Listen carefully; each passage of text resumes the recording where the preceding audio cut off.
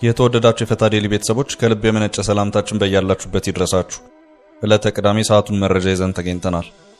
ለእናንተ ይመጥናሉ ብለን ከመራረጥናቸው መካከል በቅድሚያ እናስተዋውቅ። ወደቡን ውሰዱት ተብሏል። አስገራሚ ሚስጥራዊ ደብዳቤ አፈትልኮ ወጥቷል። ይህ ከሆነ የኢትዮጵያ መንግስት ለአንድ ዓመት ያህል ውጥረት ውስጥ መግባቱ ለምን የሚያስብልም ሆኗል። ይህንኑ አስገራሚ መረጃ ዘርዘር አድርገን ይዘነዋል። በአቶ ጌታቸው ረዳ የተመሰረተው ምክር ቤት ድምጹን አሰምቷል። የአቶ ጌታቸው አስተዳደር እንዲተካ በይፋ ጥያቄ በቀረበበት በአሁኑ ወቅት የህልውና ጥያቄ ውስጥ የወደቀው ምክር ቤቱ ይፋዊ መግለጫ ሰጥቷል። ዝርዝር መረጃውን እናደርሳለን። የአብኑ ተወካይ ዶክተር ደሳለኝ ጫኔ ሰሞነኛውና አነጋጋሪውን የፓርላማ ውሏቸውን ተከትሎ ከፍተኛ የደህንነት ስጋት ውስጥ ወድቀዋል የሚሉ መረጃዎች በስፋት ከተሰራጩ በኋላ ድምጻቸውን አሰምተዋል። እንመለከተዋለን። ዩኤስኤድ በስተመጨረሻ ህልውናው ተሰረዘ፣ ስሙም ተቀየረ። የቀሩት ሰራተኞችም ተባረሩ። የትራምፕ አስተዳደር በኤጀንሲው ላይ መጨረሻውን ቁርጥ ውሳኔ በትላንትናው ዕለት አሳልፏል። ለአሜሪካ ኮንግረስ ባሳወቀው ውሳኔ ኤጀንሲውን ሙሉ በሙሉ ለመሰረዝ መወሰኑን አስታውቋል። ስሙም ዩኤስኤድ መሆኑ ቀርቶ ህይወት አድንና ስልታዊ እርዳታ ፕሮግራም መሆኑን ከዘገባችን ይሰማሉ። በኢትዮጵያ እንደሚገኝ የሚገለጸው የሙሴ ታቦትና ጽላት አሁን ላይ በእጅጉ አነጋጋሪ ሆኗል። ለዚህ ምክንያቱ ከሲአይኤ የወጣ ሚስጥራዊ ፕሮጀክት ሰነድ ነው። በክርስትና እምነት ቅዱስ ተደርጎ የሚቆጠረው ጽላቱ እንደ አውሮፓ አቆጣጠር በ1980ዎቹ ውስጥ በሲአይኤ ሲታደን እንደነበር መረጃ መውጣቱ ነው አሁን አነጋጋሪው ነው። ከ25 ዓመት በፊት የወጣው ሰነድ አሁን እንደ አዲስ በማህበራዊ ሚዲያ እየዞረ ይገኛል። ጉዳዩን የምንመለከት ይሆናል። ከሰሞኑ በተከታታይ አድማ ብተናና የመደበኛ ፖሊስ ምልምሎችን ባስመረቀው አማራ ክልል አዲስ የጸጥታና የደህንነት ኃላፊ ተሹሟል። አጠር ያለ መረጃ እናደርሳለን። እስከ ፍጻሜው አብራችሁን ቆዩ። የምንለቃቸው ዕለታዊ ትኩስ ዜናዎች እንዲደርሷችሁ ላይክ፣ ሼር፣ ሰብስክራይብ ማድረግ እንዳትረሱ።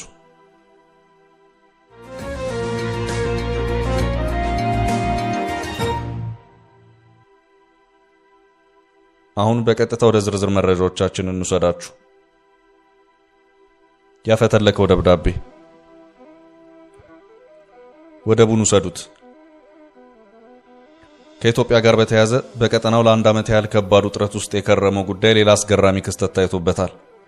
አፈትልኮ የወጣውን ደብዳቤ ተከትሎ ተቀማጭነቱን ኒውዮርክ ያደረገውና መረጃዎችን አነፍንፎ ለአንባቢዎቹ በማድረስ የሚታወቀው ሴማፎር ድረገጽ አንድ አስገራሚ መረጃን ይዞ ወጥቷል።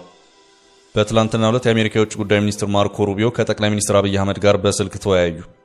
የውይይታቸውም ርዕሰ ጉዳይ ሀገራዊና ቀጠናዊ በሆኑ ጉዳዮች ላይ ያተኮሩ ነበር የሚል መረጃ በስቴት ዲፓርትመንት በኩል የተለቀቀ መሆኑ የሚታወስ ነው። ቀጠናዊ ጉዳይ የሚለው ይሰመርበት። ይህ በሆነበት ከአሜሪካ ሶማሊያና ሶማሊላንድ ጋር በተያያዘ አዲስ ግርምትን የሚያጭር መረጃ ወጥቷል። ይህንን አፈትልኮ የወጣውን የደብዳቤ ይዘት ለተመለከተ በእርግጥም አንድ ዓመት ያህል ኢትዮጵያና ሶማሊያን ውጥረት ውስጥ የከተተውና ከግብጽ እስከ ኤርትራ ያነካከው ጉዳይ ለምን አስፈለገ ያስብላል።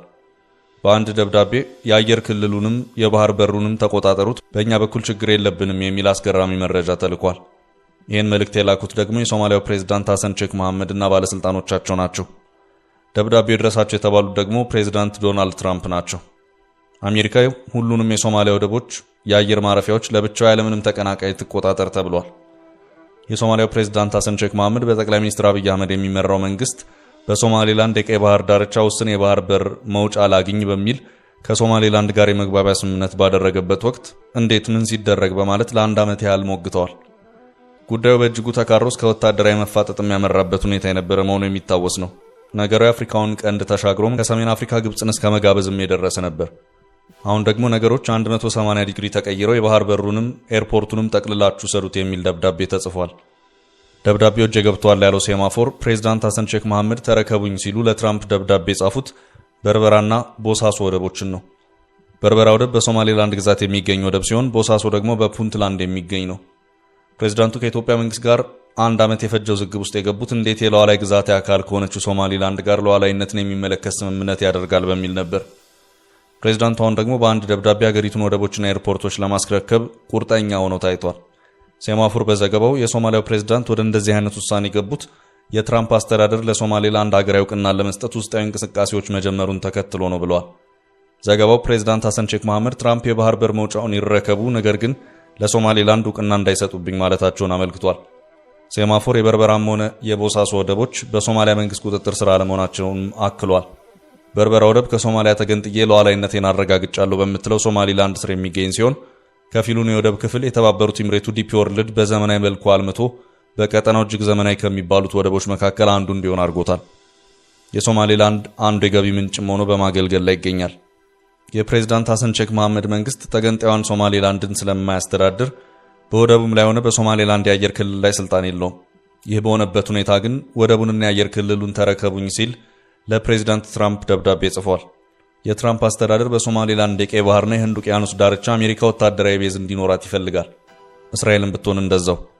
ሶማሊላንድ እንደዚህ አይነት ጥያቄዎችን ለሚያቀርቡላት ሁሉ በእሷ በኩል የመደራደሪያ ጥያቄዋ ሀገር ነሽ ብላችሁ ቅና ስጡኝና ሁሉም ነገር ይሆናል የሚል ሆኖ ይታያል። ከአንድ ዓመት በፊት የኢትዮጵያ መንግስት በሶማሊላንድ በኩል የባህር በር መውጫ ለማግኘት ድርድር ማድረግ በጀመረበት ወቅትም የሶማሊላንድ ጥያቄም ይኸው ነበር። ኢትዮጵያ መንግስትም ለውቅናው ሽታውን ገልጾ የነበረ መሆኑ የሚታወስ ነው። ሆኖም ዋናዋ ሶማሊያ ምን ሲደረግ በማለቱ አንድ ዓመት የፈጀ የፖለቲካ ሰጥ አገባ ተፈጥሮም ቆይቷል። ውጥረቱ በቱርክ አደራዳሪነት በረገበበት ሁኔታ ደግሞ ፕሬዝዳንት ትራምፕ ተከስተዋል። የሐሰን ሼክ መሐመድ ሶማሊያ ትራምፕን የመጋፋት አቅም የላትም። እናም ያለው አማራጭ እናንተው ከምትወስዱትና ለሶማሊላንድም ሀገር ነሽ ብላችሁ ቅና ከምትሰጡብን እኛው ፈርመን የባህር በሩንም የአየር ክልሉንም እንስጣችሁ፣ ግን ደግሞ ለሶማሊላንድ ሀገራዊ ቅናን አትስጡብን የሚል ማባቢያ ሆኖ ነው የታየው። የትራምፕ አስተዳደር ለዚሁ የሐሰን ሼክ መሐመድ ደብዳቤ ምላሽ ስለመስጠቱ የወጣ መረጃ የለም።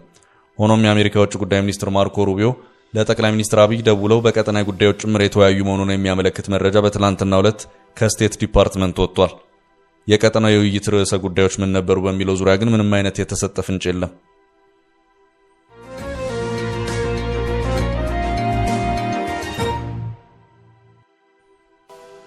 ወደ ቀጣዩ መረጃ አለፍን። የነጌታቸው ምክር ቤት ድምጹን አሰማ። በአቶ ጌታቸው ረዳ የተመሰረተው ምክር ቤት ድምጹን አሰምቷል። የጌታቸው አስተዳደር እንዲተካ በይፋ ጥያቄ በቀረበበት በአሁኑ ወቅት የህልውና ጥያቄ ውስጥ የወደቀው ምክር ቤቱ ይፋዊ መግለጫ ሰጥቷል። ይኸው ምክር ቤት በትግራይ ክልል የሚንቀሳቀሱ የፖለቲካ ፓርቲዎችን ድጋፍ ያገኘና የክልሉን ጊዜያዊ አስተዳደር የማንሳት ጭምር ከፍተኛ ስልጣን እንዳለው ከዚህ ቀደም ሲገለጽ ቆይቷል። አቶ ጌታቸው ረዳ ከነ ደብረጽዮን ህወሓት ጋር የከረረ ልዩነት ውስጥ ሳሉ የተቋቋመው ምክር ቤቱ ከጸጥታ ኃይሎች በስተቀር በርካታ የማህበረሰብ አባላትን አካታች መሆኑ መገለጹ አይዘነጋም። የትግራይ ክልል ጊዜያዊ አስተዳደር ጥር 25 ቀን 2017 ዓ.ም አማካሪ ምክር ቤት ማቋቋሙና በይፋ ስራ ማስጀመሩ መዘገቡ ይታወሳል።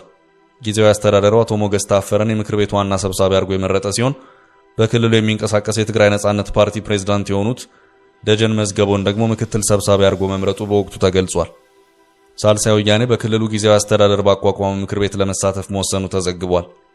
የትግራይ ክልል ጊዜያዊ አስተዳደር አቶ ጌታቸው ረዳ እንዲተኩ በይፋ ጥያቄ መቅረቡና ህወሓት ይህን ውሳኔ በመቃወም መግለጫ ካወጣ በኋላ እንዲሁም በአቶ ጌታቸው ረዳ ሲመራ የቆየው ጊዜያዊ አስተዳደሩ በክልሉ ያለው አስተዳደራዊ መዋቅር ከፈረሰ ወዲህ የዚሁ ምክር ቤት ህልውና ጥያቄ ውስጥ ወድቆ ቆይቷል። የጊዜያዊ አስተዳደሩ አማካሪ ምክር ቤት በሰጠው ይፋዊ መግለጫ አሁንም ስራ ላይ ነኝ ብሏል። ምክር ቤቱ በጊዜያዊ አስተዳደር መዋቅር ውስጥ የተፈጠረው ቀውስ ስራ እንዳልሰራ እንቅፋት ሆኖብኛል ያለ ሲሆን አሁን ላይ አገልግሎት ሰጪ ተቋማት ስራቸውን የሚሰሩበትን ሂደት በመከታተል ላይ መሆኑን በአመራሮቹ በኩል በሰጠው መግለጫ አብራርቷል። በእነ ደብረጽዮን ህወሓት ተቃውሞ ሲሰማበት የቆየው ምክር ቤቱ ቋሚ ኮሚቴዎችን ጭምር ያለው ሲሆን ከነዚህም ውስጥ የፕሪቶሪያ ግጭት ማቆም ስምምነት ክትትል ጉዳዮች ቋሚ ኮሚቴና የማህበራዊ ልማትና መልሶ ማቋቋም ጉዳዮች ቋሚ ኮሚቴ ይገኙበታል። በአቶ ጌታቸው ረዳ የተቋቋመው የትግራይ ክልል ጊዜያዊ ምክር ቤት አሁን ላይ ከፍተኛ አጣብቂኝ ውስጥ ሲሆን የእነ ደብረጽዮን ህወሓት አስቀድመው ተቃውሞ ያሰሙበትን ምክር ቤት ቀጣይነት በተመለከተ እስካሁን በይፋ ያሉት ነገር የለም።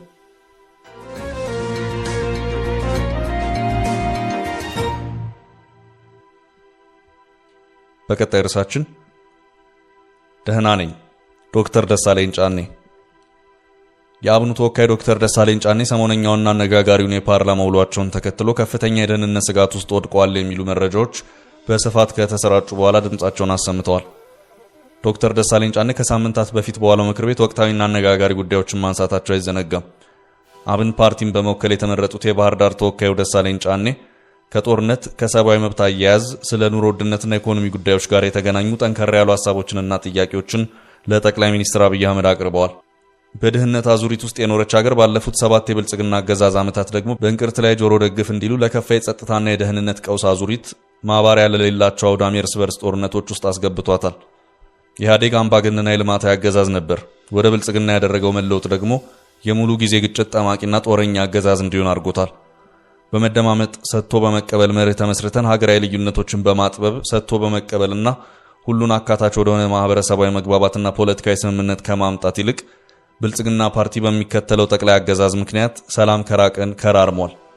ባለፉት 6 ዓመታት በኦሮሚያ፣ በትግራይ፣ አማራና አፋር ዛሬም ድረስ በኦሮሚያና አማራ ክልሎች በቀጠለው ጦርነት የደሃው አርሶ አደርና የከተማው ልጆች በሁሉም በኩል እንደ ቅጠል እየረገፉ ነው። ማቆሚያ በታጣላቸው የእርስ በርስ ጦርነቶች በትሪሊየን የሚቆጠር የሀገር ሀብትና ንብረት እየወደመ እንደሆነ በመግለጽ ያቀረቡት ትችት ሲያነጋግር ከመቆየቱም በላይ በዚሁ የፓርላማው ትችታቸው የምክር ቤት አባሉ ላይ የደህንነት ስጋት መፈጠሩ ሲገለጽ ቆይቷል። ይህን ተከትሎም ከፍተኛ የአብን አመራሩና የምክር ቤት አባሉ ድምጻቸውን አሰምተዋል። እኔን አስመልክቶ የሚሰራጨው መረጃ ስህተት ነው፣ ደህና ነኝ ሲሉም ዶክተር ደሳለኝ ጫኔ በይፋዊ ትስስር ገጻቸው ላይ ሀሳባቸውን አስፍረው ታይተዋል። የሕዝብ ተወካዮች ምክር ቤት አባል የሆኑት ደሳለኝ ጫኔ እኔን አስመልክቶ የሚወራው መረጃ የተሳሳተ መሆኑን ለመግለጽ እወዳለሁ ብለዋል። በማህበራዊ ሚዲያ እኔን አስመልክቶ ሰሞኑን የሚሰራጨው መረጃ የተሳሳተ ነው ያሉት ደሳለኝ የሐሰት መረጃውን ሰምታችሁ የተረበሻችሁ ጓደኞቼና ወዳጅ ዘመዶቼ በሙሉ እኔ ፈጣሪ ይመስገን በጣም ሰላም ነኝ ሲሉ አመልክተዋል።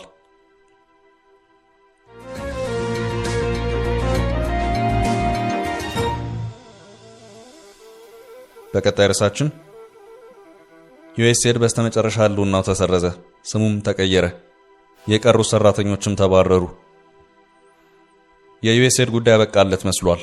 የትራምፕ አስተዳደር በኤጀንሲው ላይ መጨረሻውን ቁርጥ ውሳኔ በትላንትናው ዕለት አሳልፏል። ለአሜሪካ ኮንግረስ ባሳወቀው ውሳኔ ኤጀንሲውን ሙሉ በሙሉ ለመሰረዝ መወሰኑን አስታውቋል። ከነጩ ቤተ መንግስት ወደ ዋሽንግተን የተላከ የውስጥ ማስታወሻ ውሳኔውን አጋልጧል። የትራምፕ አስተዳደር የቀሩት የዩኤስኤድ ሰራተኞችን እያባረረ መሆኑን የታወቀው እስካሁን 19 በመቶ የዩኤስኤድ ኮንትራክተሮች የተባረሩ ሲሆን 83 በመቶ ፕሮጀክቶች በሙሉ ታጥፈዋል።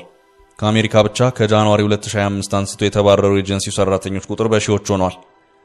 የአሜሪካ ስቴት ዲፓርትመንት ማርኮ ሩቢዮ ውሳኔውን ሲደግፉ ዩኤስኤድ ከተመሰረተበት ተልዕኮ በእጅጉ ያፈነገጠ ሆኗል ብለዋል። የበጀት መቁረጡ ብቻ በቂ እንዳልሆነ የሚናገሩት ማርኮ ሩቢዮ ህልውናው መሰረዝ አለበት ብለዋል።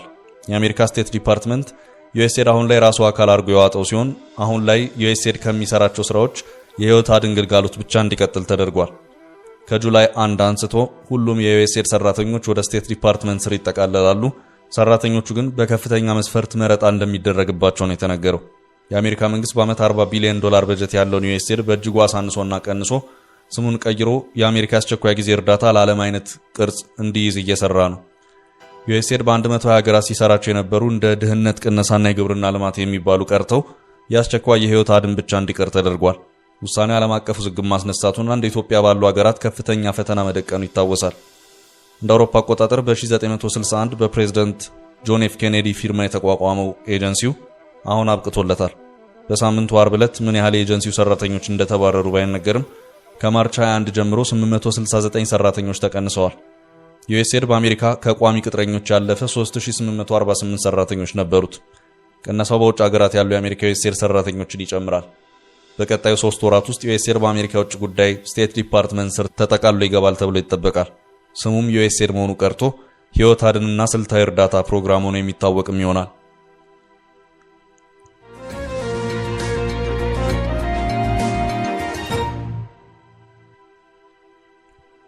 ወደ ቀጣይ ርዕስ ስናልፍ የታቦተ ጽዮን ፍለጋ እንደ አዲስ አነጋጋሪ ሆነ። በኢትዮጵያ እንደሚገኝ የሚገለጸው የሙሴ ታቦትና ጽላት አሁን ላይ በእጅጉ አነጋጋሪ ሆኗል። ለዚህ ምክንያቱ ከሲአይኤ የወጣ ሚስጥራዊ ፕሮጀክት ሰነድ ነው። በክርስትና እምነት ቅዱስ ተደርጎ የሚቆጠረው ጽላቱ እንደ አውሮፓ አቆጣጠር በ1980ዎቹ ውስጥ በሲአይኤ ሲታደን እንደነበር መረጃ መውጣቱ ነው አሁን አነጋጋሪ ሆነው። ማህበራዊ ሚዲያው የ1980 ሰነዱን እንደ አዲስ እያራገበው ይገኛል። የሲአይኤ ሰነድ ለህዝብ ይፋ የተደረገው እንደ አውሮፓ አቆጣጠር በ2000 ነበር። አሁን ላይ ግን እንደ አዲስ መነጋገሪያ ሆኗል። ሰነዱ የስለላ ተቋም የተለየ ተሰጥኦ አላቸው የሚባሉ ሰዎችን አሰባስቦ የታቦቱን መገኛ ለማወቅ ያደረገውን ጥረት የሚናገር ነው። ሲአይኤ የሙሴ ታቦት በርቀት ማየት በሚችሉ ሰዎች እንዲፈልጉት ተደርጎ ታቦቱ በማይታወቁ ኃይሎች እጅ እየተጠበቀና ተሸሽጎ እንዳለ መግለጻቸውን በሰነዱ አመልክቷል። ስለዚህ የሲአይኤ ሙከራ ኤክስፐሪመንት በቅድሚያ ዘገባውን የሰራው ዘ ኒውዮርከር ሲሆን 25 ዓመታት የደፈነው ዘገባ እንደ አዲስ ቫይራል ሆኖ ሽፋን አግኝቷል። የሙሴ ጽላት በመጽሐፍ ቅዱስ በ19ኛው ክፍለ ዘመን አካባቢ በጨለማው ዘመን ለሰው ልጅ እንደተሰጠ ይናገራል። 2 ትልልቅ ከድንጋይ የተሰሩ ጽላቶች 10 ሕግጋት የተጻፉባቸው ናቸው። ለሙሴ በተሰጠው ትእዛዝ ታቦቱን የሚያስቀምጥበት ሳጥንና መሰዊያው ዝርዝር ልኬቱን በመጽሐፉ የተቀመጠ ነው። በወርቅ የተለበጡ የመላእክት ሐውልቶች ግራና ቀኝ እንዲያጅቡት ሆነው መሰራታቸውም ይነገራል። ታቦቱ በብሉይ ኪዳን በርካታ ተአምራት የተፈጸመበት እንደሆነ ይገለጻል። እስራኤሎች በግንብ የታጠረችውን ጄሪኮ ከተማን ለመያዝ ታቦቱን ይዘው ግንቡን ለሳምንት እንደዞሩት በስተመጨረሻ በታቦቱ ኃይል ታላቁ የጄሪኮ ግንብ ሙሉ በሙሉ መፍረሱ እንደ አንድ ምሳሌ ይነሳል። እንደ አውሮፓ አቆጣጠር ከክርስቶስ ልደት በፊት በ600 ዓመተ ዓለም ታቦቱ ከታሪክ መሰወሩ ይገመታል። የባቢሎን ስልጣኔ ሲወድቅ ታቦቱን መደበቁ አልያም እስከ መጨረሻው መጥፋቱ ይነገር ነበር። የኢትዮጵያ ኦርቶዶክስ ቤተክርስቲያን የባቢሎን ስልጣኔ ከመጠቃቱ በፊት ታቦቱ ወደ ኢትዮጵያ እንደመጣ ትናገራለች። በአክሱም ጽዮን ቤተክርስቲያን ታቦቱ እንደተቀመጠም ቤተክርስቲያኗ ትናገራለች። የቆየው ሲያይ ታቦቱ ምርመራ ታዲያ ታቦቱ በመካከለኛው ምስራቅ የሆነ ቦታ ላይ እንዳለ የሚደመድም ነው። በርቀት የማየት ስጦታ አላቸው የተባሉ ሰዎች የታቦቱን መገኛ በመንፈስ የተመለከቱ ሲሆን ከታቦቱ አቅራቢያ መስጊድ እንዳለና አረብኛ ሲነገር እንደሰሙ ለሲያይ መናገራቸውን ሰነዱ ያስረዳል። ሰነዱ በርቀት ማየት የሚችሉት ሰዎች የታቦቱን ምስል በርቀት አይተው የሳሉት 4 ስዕሎችንም ይዞ ወጥቷል። የታቦቱ መቀመጫ የሆነው ጽላት ላይ ያሉት የመላእክት ቅርሶች በምስሉ ላይ ተመላክተዋል። ታዲያ ይህ ዘገባ 25 ዓመታት ያለፈው ቢሆንም ከሰሞኑ በድጋሚ